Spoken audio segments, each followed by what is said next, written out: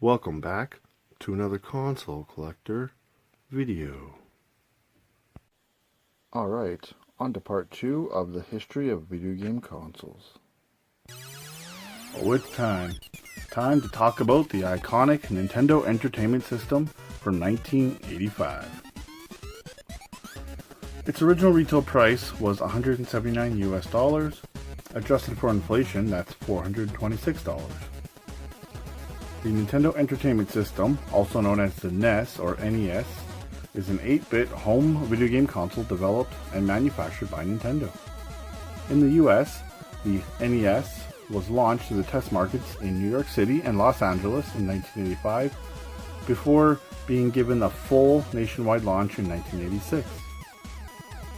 The best-selling gaming console of its time, the NES, helped revitalize the US video game industry following the North American video game crash of 1983. The NES was available in several sets, including a deluxe set, which was packed in with ROB, Robotic Operating Buddy, also known as ROB.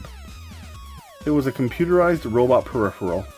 ROB only had support for 2 games, which comprise of the Robot series, Gyromite and Stack Up. ROB was released with the intention of portraying the NES as a novel toy in order to alleviate retailers' fears following the North American video game crash of 1983. The NES is one of the most famous and popular consoles of all time. At its peak, every kid wanted a NES, and it was the hottest thing on the planet. So here's the console itself. It's got power button, reset, 2 controller ports here. It has this flap. So you'd open that up, you would take your copy of Bucky O'Hare here, you would slide it in like so, you'd click it down, close the lid, and power it on. Now as these things got older, it wasn't that easy, so there was an old myth where you'd have to pull the game out and give it a little blow in the cartridge, like so. And then you'd slide it back in, and you know, a lot of the time, it worked.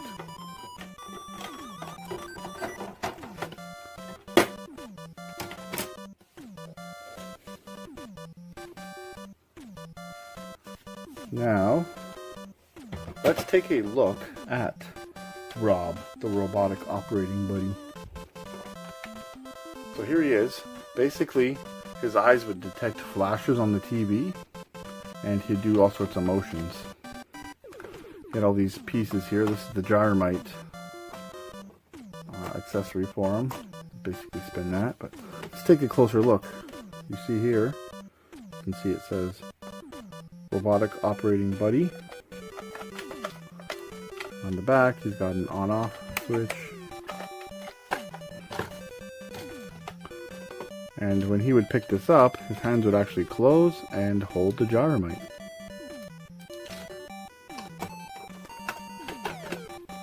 A lot of people may recognize Rob from Smash Bros. Now, but he actually started back in 1985 as a Nintendo peripheral.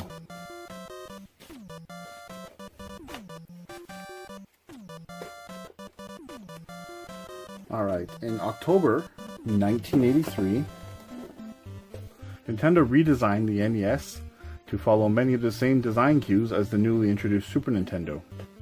Like the SNES, the NES 101 model loaded cartridges through a covered slot on top of the unit, replacing the overcomplicated mechanism of the earlier design that tended to be problematic after many uses.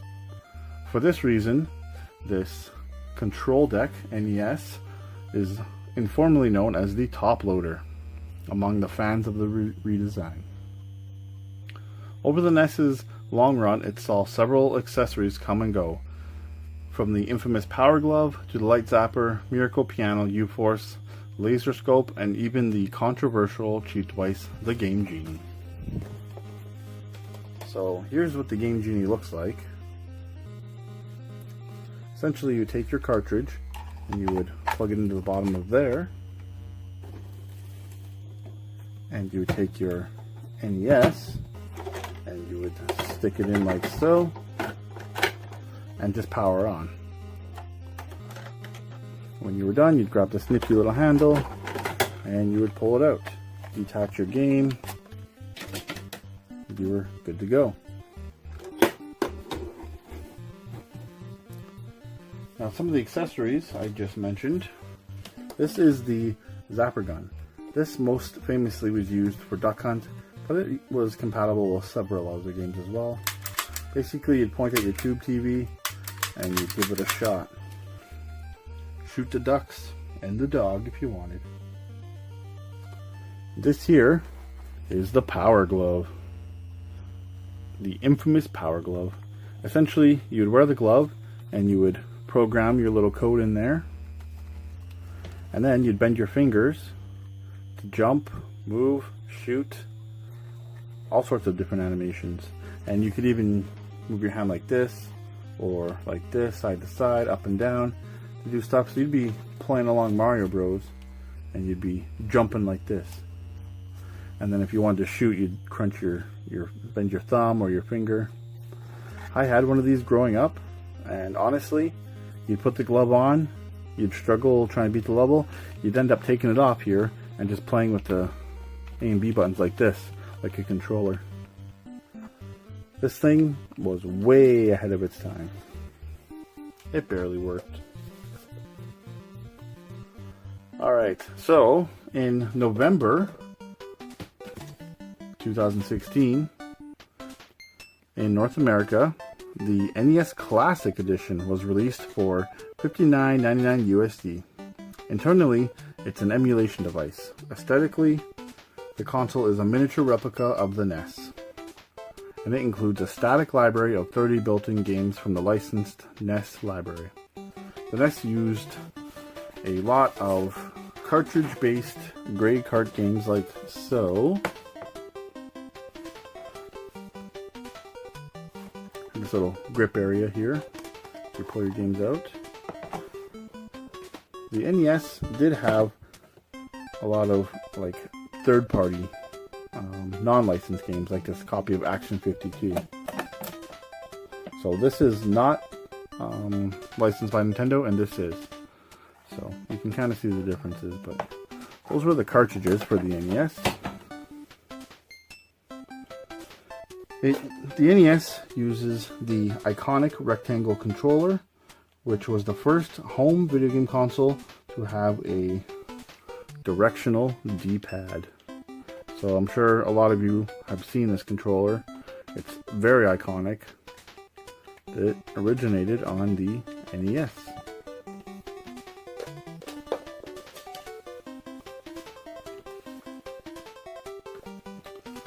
The NES is home to a lot of classic games, and many popular franchises got their start on the NES.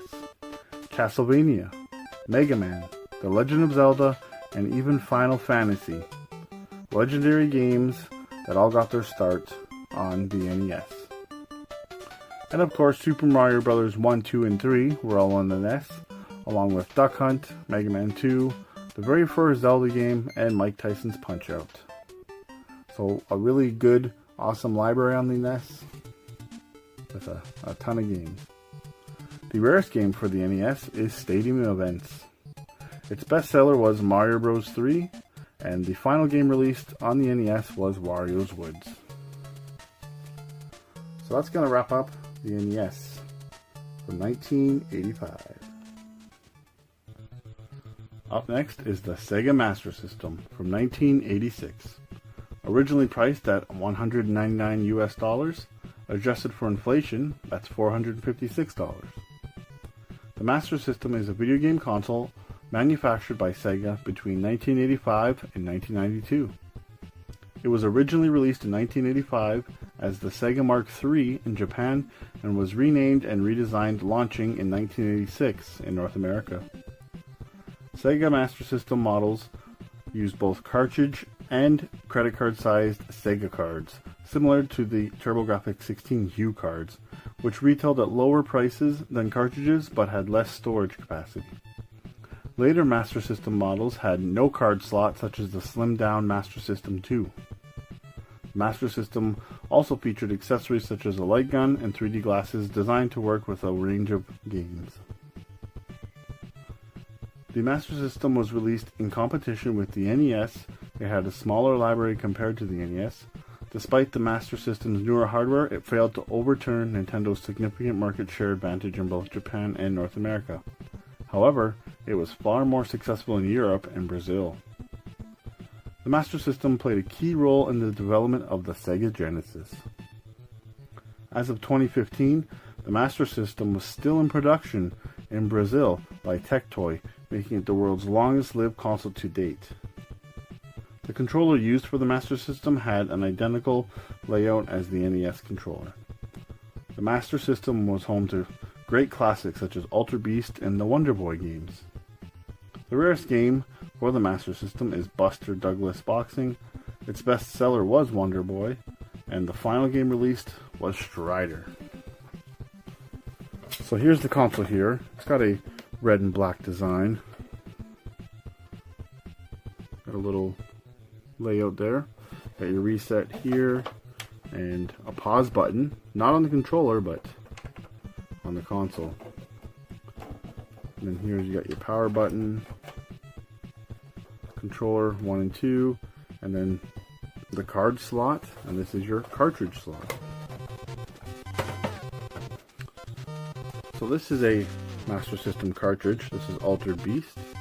That would go on top here. And this here is the Sega card, which you would take and slide right into here, like so, and power on. The Master System cases all had this grid style background. The card cases were very thin, as you see, opposed to Elf here.